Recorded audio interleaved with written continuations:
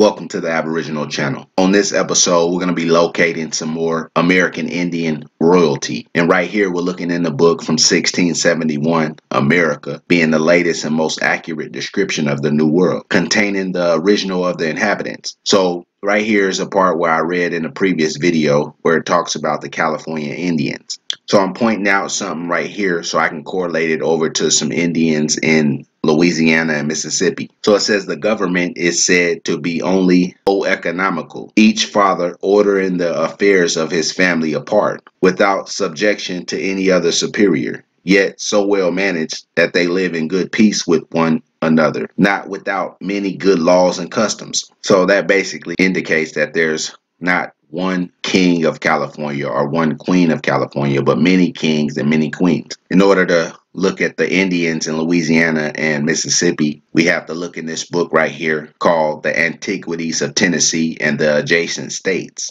and the state of Aboriginal society in the scale of the civilization represented by them. A series of historical and ethnological studies by Gates P. Thurston in 1897. So it's talking about the Natchez Indians. It says the Natchez were one of the oldest and most advanced tribes among the southern Indians. Their own traditions, as reported by the French and Spanish explorers and by Duprat, the early historian of Louisiana, seemed to confirm the view that they may have been the descendants of one of the prehistoric tribes of mound builders. Duprat resided among the Natchez Indians. He had the confidence of the great sun and of the keeper of the temple, and ample opportunity to obtain full knowledge of the history and legends of this interesting tribe.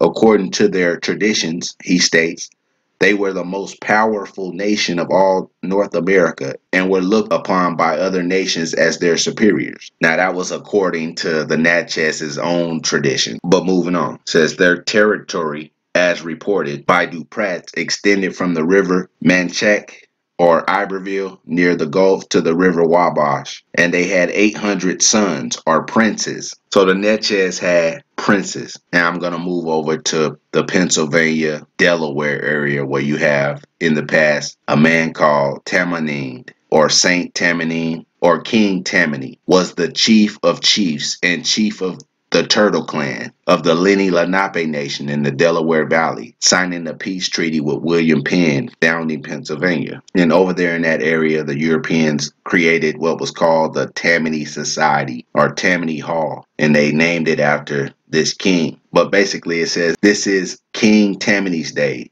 Tammany was an Indian king of this part of the continent when Mr. Penn first came here. His court was in his town. He was friendly to Mr. Penn and very serviceable to him. He lived here among the first settlers for some time and until old age. The people here have sainted him and keep his day. So we just learned of Indian royalty up north in Pennsylvania and Delaware, and also down south in Louisiana, Mississippi.